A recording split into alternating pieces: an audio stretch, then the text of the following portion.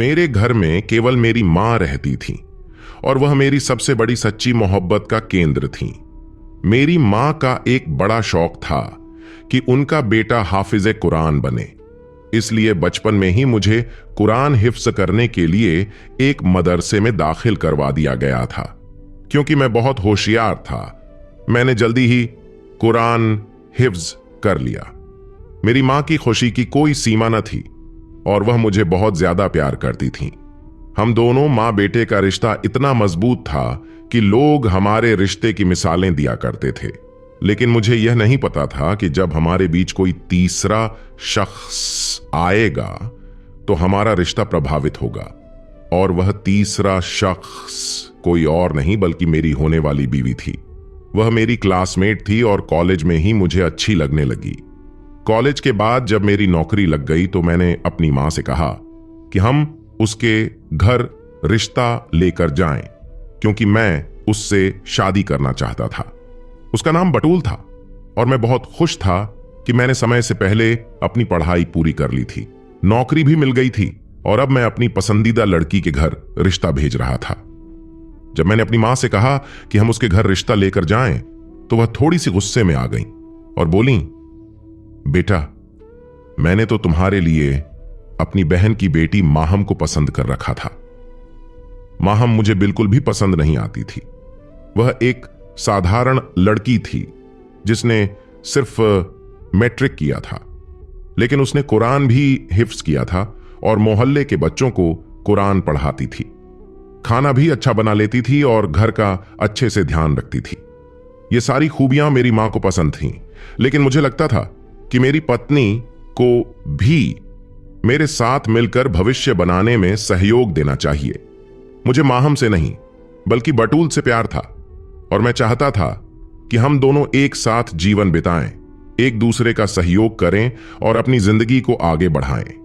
मैंने अपनी मां से बहुत इज्जत के साथ कहा, अम्मी, मुझे माहम बिल्कुल भी पसंद नहीं आती, उसमें मुझे अपनी पत्नी नहीं दिखती। आप बटूल के घर रिश्ता लेकर जाएं, क्योंकि मैं उसी से शादी करना चाहता हूं।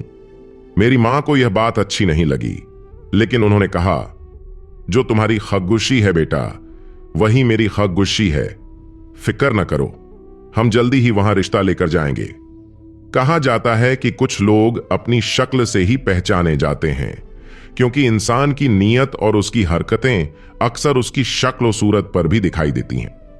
कभी कभी हम किसी को देखकर तुरंत यह अंदाजा लगा लेते हैं कि यह शख्स चालाक है, जबकि हमने उसे पहली बार देखा होता है। शायद हमारी शख्सियत का असर हमारे चेहरे पर दिख जाता है। कुछ लोग शक्ल से बहुत मासूम लगते हैं और सच में भी मासूम होते हैं, लेकिन कुछ लोग ऐसे भी होते हैं जो शक्ल से तो मासूम लगते हैं लेकिन अंदर से मासूम नहीं होते। शक्ल से किसी को जज करने के लिए आपको बहुत अनुभव की जरूरत होती है और यह अनुभव मेरी मां के पास था। जब उन्होंने पहली बार बटूल को देखा तो पहली नजर में ही समझ गईं कि यह कोई आम लड़की नहीं है, बल्कि एक चालाक लड़की है जो अपने माता पिता को भी चालाकी से अपने पीछे लगाकर बैठी है। जब वह पास आकर बैठी तो उसकी मां से एक गलती हो गई। उन्होंने गलती से उसके दुपट्टे पर पैर रख दिया, जिससे उसका दुपट्टा सिर से उतर गया और थोड़ा सा फट भी गया। वह तुरंत अपनी मां से बोली, अम्मी, देखकर तो चलें, क्या कर रही हैं आप? वह अचानक गुस्से में बोल पड़ी। मैंने उसकी तरफ देखा और दिल में कहा, जरा रिलैक्स हो जाओ। वह चुप हो गई, क्योंकि हम दोनों पहले से एक दूसरे को जानते थे। मेरी मां ने शायद इसी बात की बुनियाद पर उस लड़की को जज किया और वापस आकर कहा, बेटा, मैं इसके साथ तुम्हारी शादी नहीं कराना चाहती। जो लड़की सबके सामने अपनी मां से ऊंची आवाज में बात कर सकती है, वह कल को तुम्हारे साथ क्या करेगी? लेकिन अब मुझे गुस्सा आ गया, क्योंकि बात मेरी होने वाली बीवी की हो रही थी और इंसान का हमसफर उसकी सबसे बड़ी संवेदनशीलता होती है। मैं तो उसे अपना हमसफर मान चुका था और मैं उसी से शादी करना चाहता था। मैंने अपनी मां से कहा, अम्मी, आप भी वही पारंपरिक मां की तरह सोच रही हैं। चतुर लड़की ले आऊंगी तो वह बेटे को अपने साथ जोड़ लेगी। अम्मी, क्या हो गया है? मैंने कहा, अम्मी, मैं तो उसी से शादी करना चाहता हूं। मेरी मां ने कहा, मुझे तुम्हारी कसम है, मैंने कभी एक पल के लिए भी ऐसा नहीं सोचा, और यह बात सिर्फ तुम्हारी नहीं है। वह लड़की तुम्हारे साथ क्या करेगी, यह सोचकर मुझे परेशानी हो रही है। वह कल को तुम्हें तंग करेगी, तुम्हें मानसिक परेशानी देगी, और फिर जब मैं तुम्हें परेशान देखूंगी तो मेरा दिल दुखेगा। मैंने कहा, अम्मी, किसी को पहले से जज नहीं करना चाहिए। हमें क्या पता कि कौन कैसा है। आप बस मेरा रिश्ता उधर ही करवा दें, क्योंकि अगर मैं शादी करूंगा तो सिर्फ बटूल से ही करूंगा, क्योंकि बटूल के घर वालों को हमारी शादी से कोई समस्या नहीं थी। बस आपके यहां का सवाल है, बस आप हां कर दें। मेरी मां चुप हो गई। उन्होंने एक गहरी सांस ली और कहा, ठीक है, अगर तुम यही चाहते हो तो मैं शादी वहीं करवा दूंगी, लेकिन मैं तुम्हें पहले ही बता रही हूं कि वह लड़की तुम्हारे लिए बिल्कुल भी ठीक नहीं है। तुम्हें तो उससे भी बेहतर लड़की मिल जाएगी। मुझे पता था कि अम्मी मेरी शादी अपनी बहन की बेटी माहम से करवाना चाहती थीं, इसलिए वह अब बटूल के बारे में मेरा मन खराब कर रही थीं। मैं चुप हो गया और वही नीति अपनाई कि एक कान से सुनूं और दूसरे कान से निकाल दूं। मैंने सोचा कि जब तक शादी नहीं हो जाती मुझे अपनी मां के साथ ऐसे ही पेश आना होगा। जब मेरी बीवी बनकर मेरे घर आई तो मैं बहुत खुश था। मेरे अब्बू विदेश में थे, वे मेरी शादी में नहीं आ सके थे, मगर उन्होंने वहां से अपनी दुआएं भेजी थीं और वीडियो कॉल पर बात की थी। उन्होंने कहा, बस मेरा 1-2 साल बाकी है, उसके बाद मैं आ जाऊंगा। मैंने कहा, अच्छी बात है, क्योंकि अब मैं अपनी बीवी के साथ व्यस्त रहने वाला था, तो मेरी मां को अकेलापन महसूस होना था। लेकिन 1 साल का वक्त था, इसके बाद सब कुछ सामान्य हो जाता। बटूल ने पहले दिन ही घर में हलचल मचा दी। मुझे इस बात की बिल्कुल भी उम्मीद नहीं थी। सुबह हुई तो अम्मी ने हम दोनों के लिए बहुत अच्छा सा नाश्ता तैयार करके हमारे कमरे में भेजा। उसने कहा, यह क्या नाश्ता बनाया है? मैं ऐसा नाश्ता नहीं खाती। अगर मैं ऐसा नाश्ता खाऊंगी तो मोटी भैंस बन जाऊंगी। मेरे लिए कोई हल्का फुल्का नाश्ता ला कर दो। मैं उसके लिए ब्रेड और जैम ले आया और प्यार से उसे एक बात समझाई। मैंने कहा, देखो, मेरी बात सुनो। बात करने के 2 तरीके होते हैं। एक यह कि खाना बना है, उसे खा लीजिए, और दूसरा यह कि खाना पड़ा है, उसे ठोस लो। तुम हमेशा ऐसा करती हो जैसे आखिरी बात कर रही हो। जरा प्यार से बात किया करो। आदमी का तरीका होता है कि पहले वह औरत को प्यार से समझाए, और अगर औरत समझदार हो तो वह समझ जाती है, वरना वह इस बात को आलोचना ही समझती है। मैंने उसे आराम से उदाहरण देकर समझाया, लेकिन उसके साथ मेरा झगड़ा हो गया। अब मेरा भी मूड खराब हो गया। मुझे तो मेरी मां की बातें पहले दिन ही सच लगने लगी थीं, लेकिन शाम हुई तो मेरी बीवी ने खुद ही मुझे मना लिया और मेरे साथ बहुत अच्छा समय बिताने लगी। हम दोनों अपनी शादी के शुरुआती दिनों में बहुत एंजॉय कर रहे थे। समय इसी तरह से गुजरता रहा, जब एक दिन मेरी बीवी ने कहा, हम इस घर को छोड़ देते हैं, यह घर पुराना हो गया है। घर तो सच में पुराना था, लेकिन बहुत मजबूत था। यह घर उस जमाने का था जब लोग बहुत मजबूती से घर बनाते थे। मेरे दादा ने यह घर खरीदा था। इसकी निर्माण बहुत पुरानी थी। ऊंची छतें, लाल दीवारें, रंगीन फर्श और खिड़कियां भी रंगीन शीशों से सजी हुई थीं। उसने कहा, मुझे इस तरह के घर में नहीं रहना, मुझे ऐसे घर में रहना है जहां हैंडल वाले दरवाजे हों, लकड़ी के दरवाजे हों और साफ सुथरी दीवारें हों। उसने मेरे दिमाग में यह बात डाल दी कि हमें घर बदल लेना चाहिए। मैंने अपनी मां से बात की तो उन्होंने कहा, बेटा, यह घर बहुत अच्छा और मजबूत है, इसमें 200-300 साल तक भी रह सकते हो, तो कभी टूटेगा नहीं। तुम्हारे बाबा के बाबा ने इसे बनवाया था। हर एक ईंट उन्होंने अपनी निगरानी में रखी थी, और यह तुम्हारे बाबा की निशानी है। इसकी बुनियाद इतनी मजबूत है कि जैसे पुल की बुनियाद रखी जाती है, वैसे ही इस घर की बुनियाद रखी गई थी। मैंने कहा, लेकिन अम्मी, घर पुराना हो गया है, और आजकल कौन ऐसे घरों में रहता है जहां गुसलखाना अलग हो और बाथरूम अलग? इतना बड़ा किचन है, भला इतने बड़े किचन की हमें क्या जरूरत है? और ये खुले खुले ग्राउंड्स, हम इनमें क्या करेंगे? यहां पर इंसान क्या कर लेगा? इससे अच्छा है कि कमरे बड़े हों। बस अब मैं कोई और घर देख लेता हूं, और हम इस घर को बेचने के बारे में सोचते हैं। मैंने अपने पिता से बात की तो उन्होंने कहा, बेटा, हमारे बाद सब कुछ तुम्हारा ही है, लेकिन तुम्हारी मां की इस घर के साथ यादें जुड़ी हैं। इस बारे में थोड़ा सोचो। मैंने कहा, पापा, नया घर होगा तो नई यादें भी बन जाएंगी। मेरी जिद पर मेरे पिता ने मुझे अनुमति दे दी, लेकिन मेरी मां ने बहुत रोका और मैंने उनकी एक बात भी नहीं मानी। जो घर मैंने पसंद किया था और जो मेरी बीवी को भी पसंद आया था, वह बहुत महंगा था। बात ऐसी बन गई थी कि हमें वह घर खरीदने के साथ साथ अतिरिक्त पैसे भी देने पड़ते। मैंने पुराने घर को बेच दिया और नया घर खरीद लिया। रकम बहुत बड़ी थी। फिर मुझे उम्मीद थी कि मुझे अपने ऑफिस से कर्ज मिल जाएगा। नया घर लेकर मेरी बीवी बहुत खुश थी और मेरी मां हमेशा पुराने घर की बातें करती रहती थी। उन्हें वह घर बहुत याद आता था, क्योंकि वह उसी घर में रुखसत होकर दुल्हन बनकर आई थी। मैं भी उस घर में पैदा हुआ था। मेरी एक बहन उसी घर में फौत हो गई थी। वहां पर उनकी जिंदगी की अच्छी और बुरी तमाम यादें बसी हुई थीं। फिर जब हमें महीने बाद यह पता चला कि उस घर को तोड़कर वहां फैक्ट्री बनाई जा रही है, तो मेरी अम्मी को बहुत दुख हुआ, क्योंकि वह घर कमर्शियल एरिया में था और फैक्ट्री वालों ने उसे खरीद लिया था ताकि वे वहां गोलियों की फैक्ट्री बनाएं। अम्मी ने सोचा था कि कभी वक्त निकालकर उस घर को देखने जाएंगे, लेकिन अब तो वह घर मिट्टी में मिला दिया गया था और वहां से फैक्ट्री बनाई जा रही थी। मैंने अपनी पसंद की लड़की से शादी कर ली। फिर अपनी बीवी के कहने पर घर बैठ गया और हमारे घर में नए तरीकों और आदतों की शुरुआत हो रही थी। मेरी बीवी ने घर के सभी मामलों में बदलाव कर दिया था। खाने में जो घी हम इस्तेमाल करते थे, उसकी जगह मेरी बीवी ने कहा कि अब हम तेल इस्तेमाल करेंगे। जिस आटे का हम इस्तेमाल करते थे, मेरी मां को यह बदलाव बिल्कुल पसंद नहीं आया था। वह इन दिनों बीमार रहने लगी थीं, लेकिन मैं उनकी ज्यादा देखभाल नहीं कर पा रहा था, क्योंकि मुझे अभी भी बड़ी रकम चुकानी थी, वरना 3 महीने बाद यह घर हमसे वापस ले लिया जाता।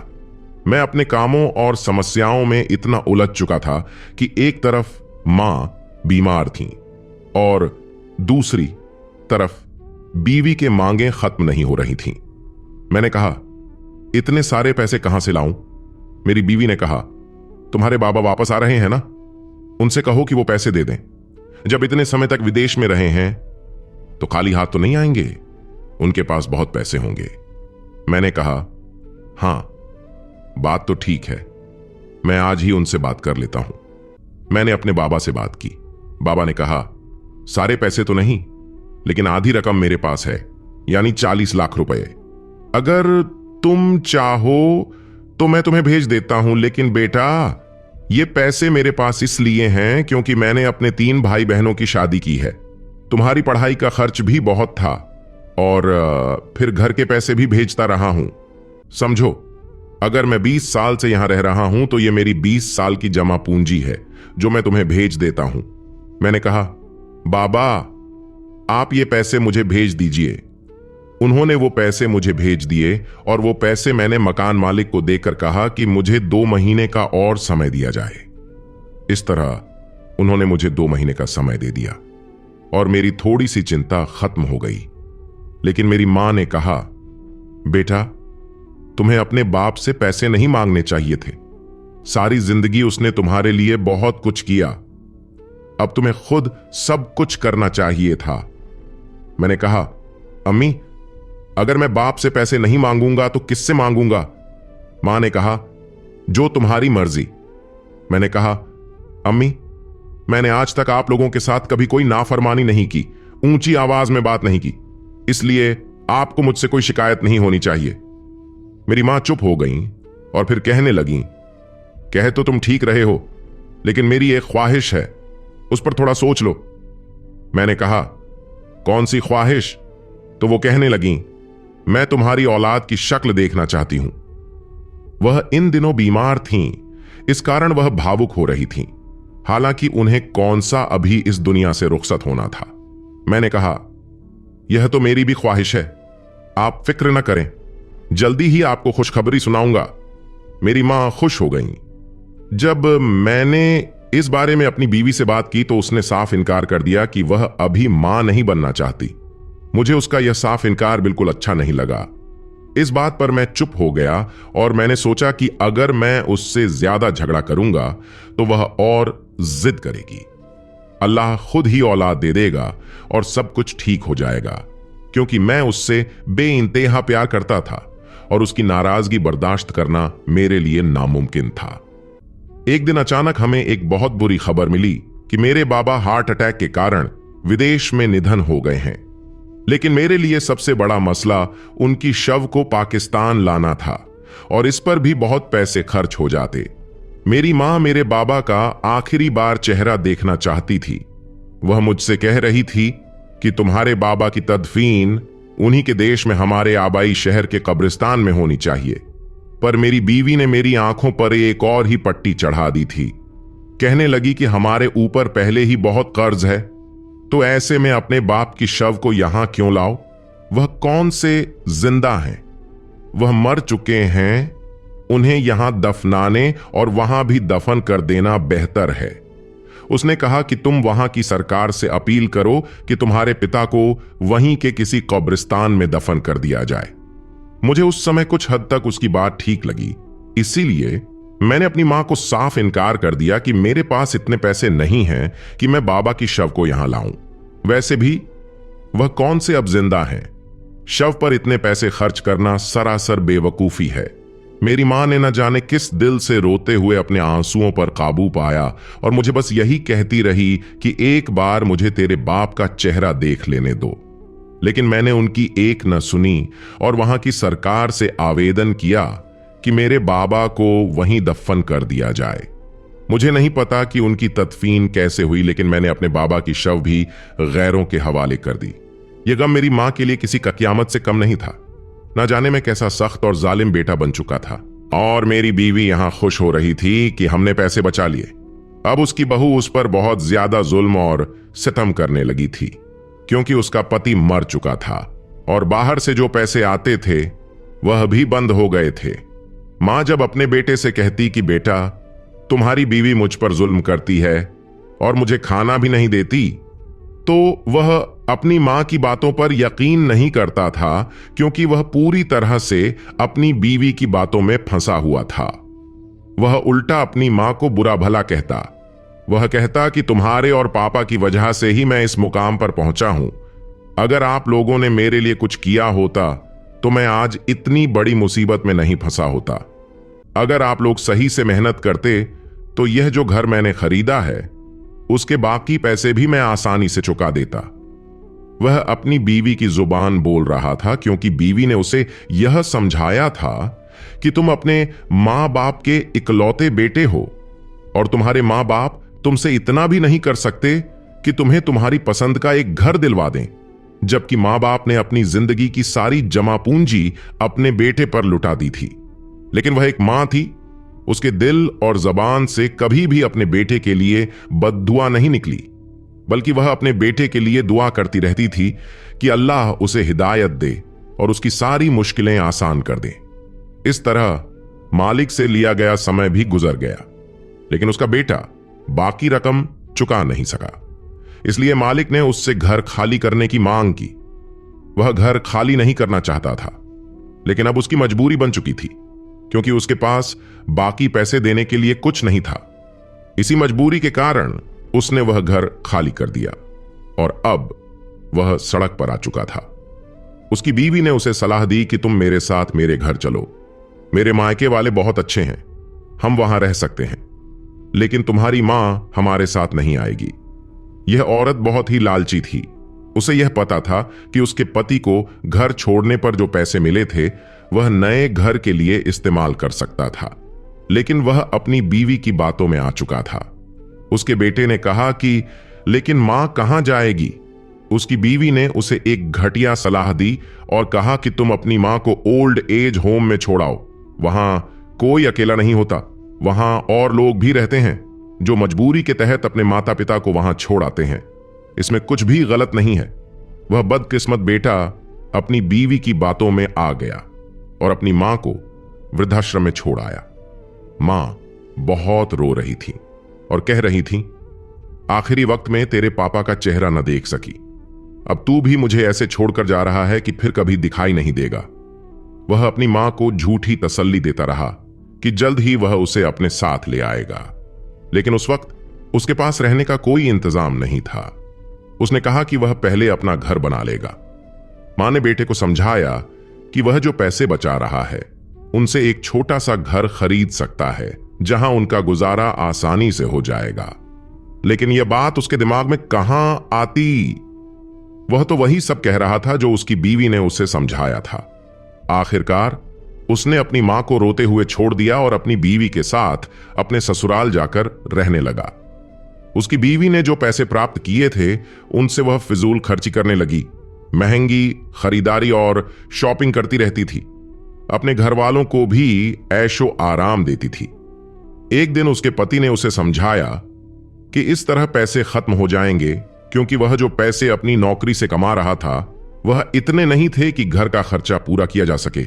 उसने कहा कि पैसे को सावधानी से खर्च करना चाहिए, क्योंकि उन्हें एक दिन अपना घर बनाना है। लेकिन अचानक उसकी नौकरी समाप्त कर दी गई, क्योंकि वह काम में पहले जैसी दिलचस्पी नहीं दिखा रहा था। शायद यह सब उसकी सजा थी, क्योंकि उसने अपनी मां का दिल दुखाया था। वह मां जो हर दिन दरवाजे की तरफ देखती रहती थी, यह उम्मीद करके कि उसका बेटा उसे लेने आएगा, लेकिन वह बेटा उसे हमेशा के लिए छोड़कर जा चुका था। अब उसकी बीवी अपने पति से बेजार हो चुकी थी, क्योंकि वह बीमार रहने लगा था। उसकी नौकरी खत्म हो चुकी थी और जो पैसे उसे घर के बदले मिले थे वह सब उसकी बीवी ने अपनी ऐश ओ आराम में उड़ा दिए थे। अब उसके लिए उसका पति बेकार था और वह बस उससे छुटकारा पाने की कोशिश कर रही थी। एक दिन उसने अपने पति से यह कहा कि अब तुम्हारे घर वाले तुम्हें कब तक बैठा कर खिलाते रहेंगे? तुम्हें अब कहीं और अपना इंतजाम करना चाहिए, क्योंकि मैं अपनी जिंदगी तुम्हारे साथ और बर्बाद नहीं कर सकती। न तुम मुझे अच्छा घर दे सकते हो, न अच्छी जिंदगी, बल्कि तुम मेरे घर वालों की मदद पर जिंदा हो। अब तुम यहां से चले जाओ और मुझे तलाक दे दो। यह सुनकर उसका पति हैरान रह गया और बोला, मैंने तुम्हारे लिए क्या कुछ नहीं किया। तुम्हारे कहने पर मैंने अपनी बूढ़ी मां को ओल्ड एज होम में छोड़ दिया। तुम्हारी वजह से मैं अपने पिता का आखिरी समय अपनी मां के सामने नहीं बिता सका। लेकिन उसकी पत्नी ने एक भी बात सुनने की बजाय उसे धक्के मारकर घर से बाहर निकाल दिया। इसके बाद उसे एहसास हुआ कि मां और बाप की मोहब्बत क्या होती है। मेरे मां बाप ने मेरे लिए कितनी कुर्बानियां दी और मैंने उनके साथ नाफरमानी की, उनका दिल दुखाया। उसने अपनी मां से माफी मांगने के लिए उसी ओल्ड एज होम में जाने का फैसला किया जहां उसने अपनी मां को छोड़ दिया था।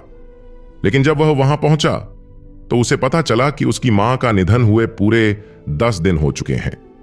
यह सुनकर वह फूट फूट कर रोने लगा और लोगों से पूछा, अगर ऐसा हो चुका था तो आपने मुझे तलाक क्यों नहीं दी? वहां के लोगों ने बताया कि हमने आपकी मां के निधन के बाद आपको फोन किया था, मगर शायद वह फोन किसी महिला ने उठाया था।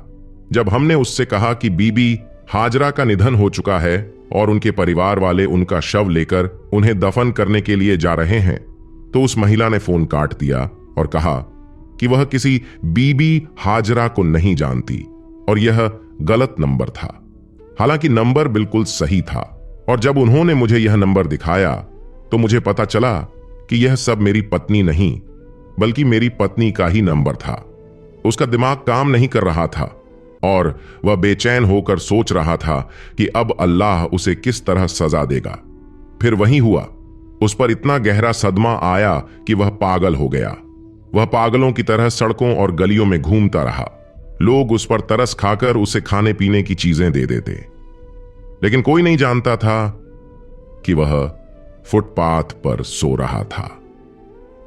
एक दिन एक काले नाग ने उसे डस लिया और वह दर्द की हालत में तड़पते हुए मर गया, एक अबरत का निशान बनकर। इसी तरह उसकी पत्नी के साथ भी हुआ, जिसने एक मजलूम औरत के साथ इतना बड़ा जुल्म किया था। अल्लाह ने उस पर ऐसा अजाब नाजिल किया कि उसका पूरा शरीर तकलीफ से भर गया था। उसके घर वाले भी उसकी सेवा करते करते अब तंग आ चुके थे। फिर एक दिन उसने भी वही जुल्म किया जो उसने अपनी सास के साथ किया था, और उस औरत को यतीम खाने में छोड़ आया ताकि वह वहां सड़कर मर जाए। वहां के कुछ लोगों ने उसके बेटे को नहलाया, कफन पहनाया और उसे लावारिसों की तरह उसकी कब्र बनाकर दफन कर दिया। जब उसकी कब्र में दफन किया गया तो अल्लाह का अज़ाब उस पर नाजिल होना शुरू हो गया। उसकी कब्र से दर्दनाक आवाजें आने लगीं।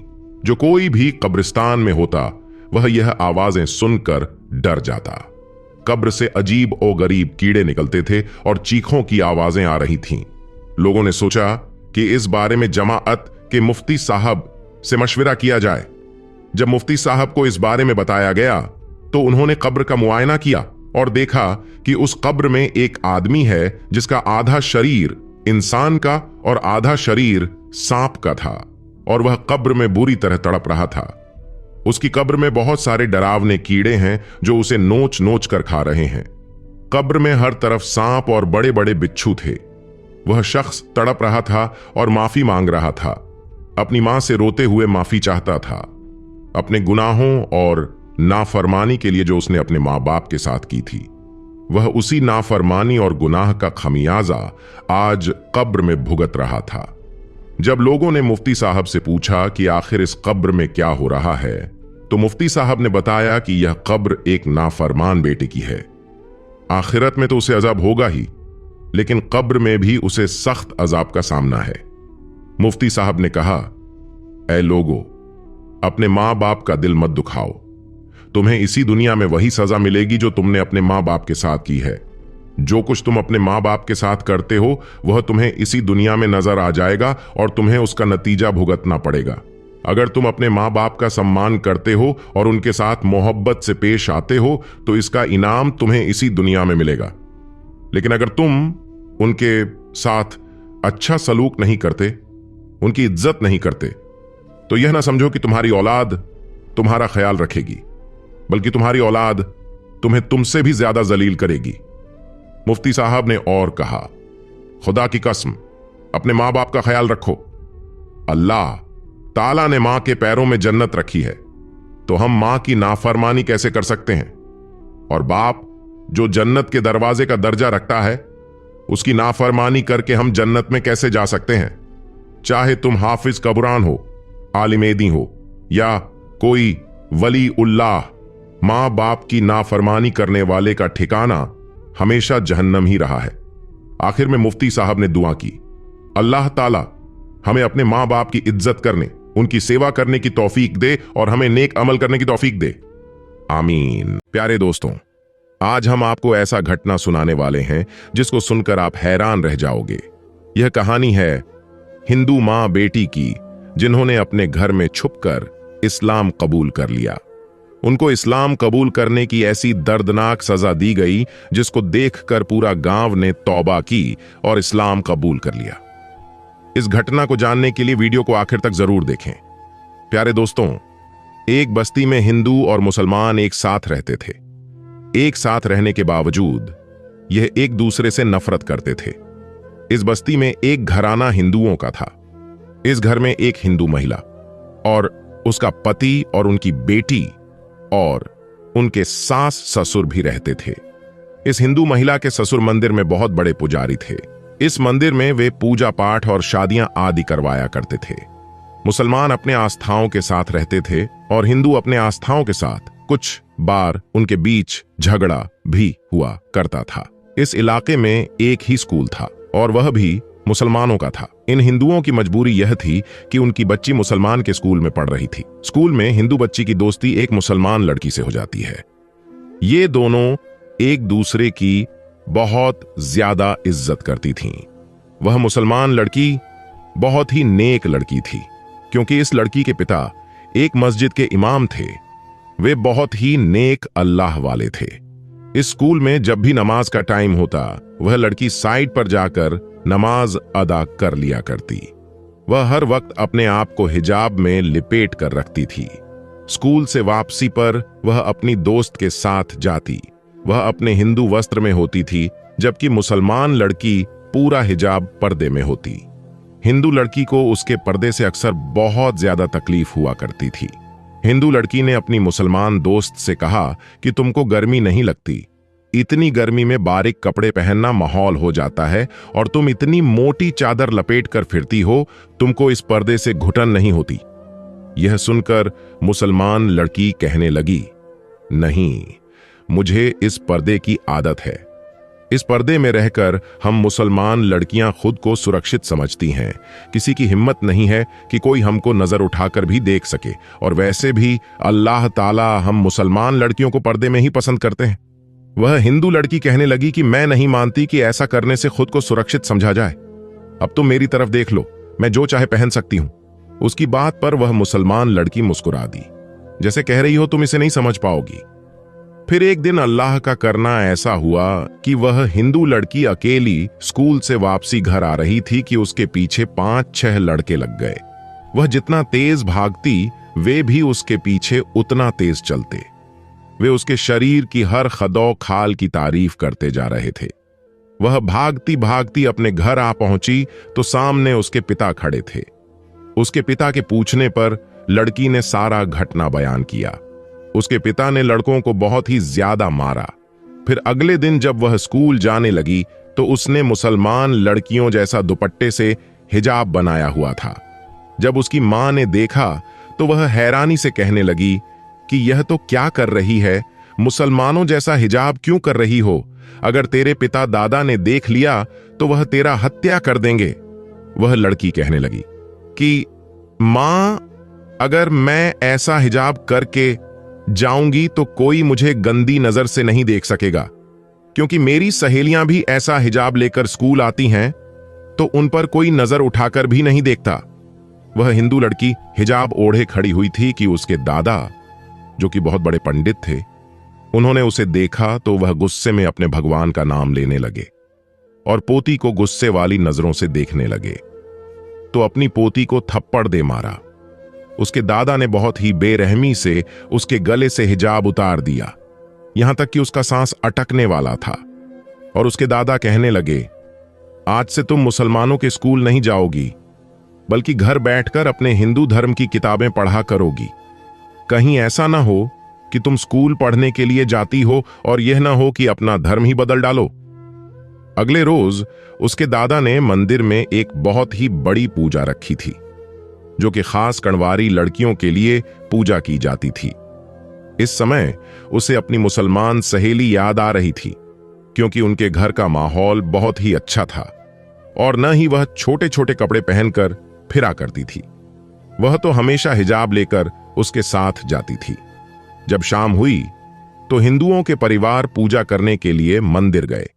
वह बेचारी एक नजर अपने नंगे शरीर को देखती और दूसरी नजर अपनी मूर्ति को देखती और सोच रही थी कि इस मूर्ति ने भी तो नंगे आधे कपड़े पहने हुए हैं। मुसलमान ऐसा कुछ नहीं करते। इस पल मस्जिद में अजान गूंजने की आवाज आने लगी। मंदिर में बजने वाले भजन की आवाज को तेज कर दिया गया। कुछ देर बाद मस्जिद से बोलने वाले व्यक्ति की आवाज आई, जो कि अल्लाह ताला के एक होने की दलील बयान कर रहा था। वह लड़की अपनी पूजा पाठ पूरी करके वहां से उठी और उसी जगह जाकर बैठ गई जहां पे मस्जिद की आवाज ज्यादा और मंदिर की कम आ रही थी। उसकी मां अपनी बेटी को ढूंढते ढूंढते उसके पीछे आ गई और कहने लगी कि बेटी, तुम यहां बैठकर क्या कर रही हो? वह लड़की अपनी मां को देखकर डर गई। हरबुरा कर कहने लगी कि कुछ नहीं, मैं तो बस ऐसे ही सुन रही थी कि मुसलमान कैसे अपने लोगों को भटका रहे हैं। वे दोनों मां बेटी एक जगह बैठकर मस्जिद में बोलने वाले व्यक्ति की तरफ मुतवज्जा हो गई, मगर उनके दिल पर अभी तक कोई भी बात नजरअंदाज नहीं हो रही थी। मस्जिद में बयान देने वाले मौलवी साहब ने जब महिलाओं की इज्जत और हिजाब की बात शुरू कर दी, दोनों मां बेटी एक पल को झटके में आ गई। जिस इज्जत और रुतबे की बात मौलवी साहब कर रहे थे, इमाम के मस्जिद में बहुत ही इज्जत से महिला का नाम ले रहे थे, उसकी इज्जत की बात कर रहे थे। वह तो आज तक उन्हें अपने धर्म में कभी मिला ही नहीं था। हर वक्त मार पीट, गाली गलौज सुनती आ रही थी।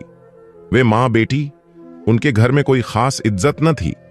जिस इज्जत और स्थान की बात ये मौलवी साहब कर रहे थे, यह तो बस उनके लिए एक ख्वाब ही लग रहा था। इस रोज जब वे मां बेटी मंदिर से घर वापस आईं, तो न जाने क्या उनके दिल को सूझ रहा था। वह अपनी बेटी से कहने लगी कि बेटा, मुझे कुछ मुसलमानों के बारे में बताओ। तुम तो अपनी मुसलमान दोस्त के घर आती जाती हो। तुम मुझे बताओ कि मुसलमान के स्कूल में क्या पढ़ती हो। उनमें कोई ना कोई किताब भी होगी। ये मुसलमान भला क्या आस्था रखते हैं? हमें तो यही बताया गया है कि ये हमारे भगवानों को बुरा भला कहते हैं, मगर मैंने तो कल उनकी जुबान से ऐसा कोई भी शब्द नहीं सुना। उसकी मां को काफी दिलचस्पी होने लगी। फिर एकदम से उसकी बेटी को याद आया कि उसके पास उनकी दोस्त की एक इस्लामी किताब थी, जो कि वह फ्री होकर क्लास में पढ़ा करती थी, और मैंने गलती से उस किताब को अपनी किताबों में ले आई। जब उसने वह किताब खोली, इस्लाम को देखा, तो उसमें सबसे पहले उसकी नजर पड़ी, जिसमें लिखा हुआ था कि इस्लाम क्या है। वह पढ़ती गई और उसकी ईमान सुनती गई। वह अलीफ से यह तक इस्लाम के बारे में दोनों जान चुकी थी। अब एक दिलचस्पी जो उनके दिल पर हावी होने लगी थी कि वे किस तरह कुरान मजीद को पढ़ें, इस हकीकत को पता चल सके कि इस्लाम हमें क्या सिखाता है। वह घर में किसी के सामने इस बात का जिक्र नहीं कर सकती थी। बेटी अपनी मां को कहने लगी कि मां, अरबी पढ़ना मैं जानती हूं। अगर हमें कुरान मजीद मिल जाए तो मैं आपको पढ़कर सुना दूंगी, मगर अब मसला यह है कि कुरान मजीद उन्हें कहां से मिलता है। अगर वे बाजार से लाती हैं तो कोई ना कोई उसे पहचान लेगा कि हम हिंदू हैं। हो सकता है कि हिंदू होने की वजह से हमें कोई किताब ना दे। फिर उन्होंने एक तरकीब सोची, क्यों ना हम रास्ते में पर्दा करके कुरान मजीद खरीद लाएं, ऐसे कोई हमें पहचान भी नहीं पाएगा। अब वह घर का सामान खरीदने के बहाने कुरान मजीद लेने गई। जैसे ही उसकी बेटी ने कुरान मजीद को हाथ में पकड़ा तो उसके हाथ झटके लगने लगे, कंप कपाने लगे। दोनों मां बेटी के रोंगटे खड़े हो रहे थे। जब मां ने बेटी से पूछा तो बेटी कहने लगी कि पता नहीं मां, मुझे ऐसा महसूस हो रहा है जैसे मैं दुनिया की बहुत ही बड़ी चीज उठा रही हूं। पता नहीं आखिर क्या राज है इस किताब में। जब घर में दाखिल हुई तो तुरंत उसने अपने कमरे में चली गई। तभी उसकी दादी को कुछ महसूस हुआ कि कोई तो कोई गड़बड़ है, जो यह सीने से लगाकर कमरे में चली गई है। जैसे ही सब घर के बाहर जाते और सास उनके घर वाले मंदिर में बैठकर अपने भगवान की पूजा किया करती थी, तो ये दोनों मां बेटी तर्जुमे के साथ कुरान पाक पढ़ा करती थीं। उन्होंने नमाज पढ़ना भी सीख ली। आहिस्ता आहिस्ता वे इस्लाम की तरफ माइल होने लगीं। पहले तो यह अपनी सास के साथ पूजा की तैयारी भी करवाया करती थीं, मगर अब वह इस बात की तरफ जरा भी ध्यान नहीं देती थीं। सास को कुछ तो दाल में काला लग रहा था। एक शाम खाने के समय उसके ससुर ने एक डोल में गाय का पेशाब लेकर रखा हुआ था। दोनों मां बेटी एक दूसरे का चेहरा देखने लगीं। जब सास ने यह महसूस किया तो उसने वह डोल अपनी बहू के सामने रख दिया और कहने लगी कि बहू, पियो, तुम्हारी रंगत बहुत पीली पड़ रही है। क्या बात है? उसने जानबूझकर डोल को झटके दे दिए और बेहोश होने का नाटक करने लगी। बेटी अपनी मां को थामकर फौरन से कहने लगी कि मां की तबीयत बहुत ज्यादा खराब है, मगर सास को कुछ और ही रंग दिखाई देने लगा। अगले रोज इन मां बेटी ने सबकी नजरों से छुपकर वह मस्जिद के इमाम के पास गई। उस समय मस्जिद में वे मौजूद थे। उन अल्लाह वालों ने उनसे पूछा कि आप दोनों यहां क्यों आई हैं। उसकी आंखों में आंसू आने लगे और कहने लगी कि हम दोनों मां बेटी इस्लाम को स्वीकार करना चाहती हैं। ये बात हमारे घर वालों को नहीं पता। फिर वह सभी घटनाएं उन्हें बताने लगी। इस पर वह अल्लाह वाले मुस्कुराए और कहने लगे कि तुम्हारे लिए मुश्किल हो सकती है, मगर उसने कहा कि हम सब कुछ स्वीकार करेंगी, बस मुझे इस्लाम धर्म में दाखिल होना है। मस्जिद के इमाम मौलवी साहब ने अपनी बीवी को बुलाया और उन्हें कलमा पढ़ाया और तोहफे में उन्हें कुरान मजीद दिया। अब यह ऐसा महसूस कर रही थी जैसे उनका दिल बहुत ही सुकून में हो। उनके दिल का गबार हट चुका था। अब वे मां बेटी हर रोज 5 वक्त की नमाज पढ़ती और सबसे छुपकर धीमी आवाज में कुरान पाक की तलावत किया करती थीं। मौलवी साहब ने इन दोनों मां बेटी का नाम भी बदल दिया। एक दिन मां बेटी कमरे में नमाज पढ़ रही थी। अचानक उसकी सास पूजा छोड़कर बहू के कमरे में कुछ लेने आई। जब उसने दरवाजा बंद देखा तो उसे शक हुआ।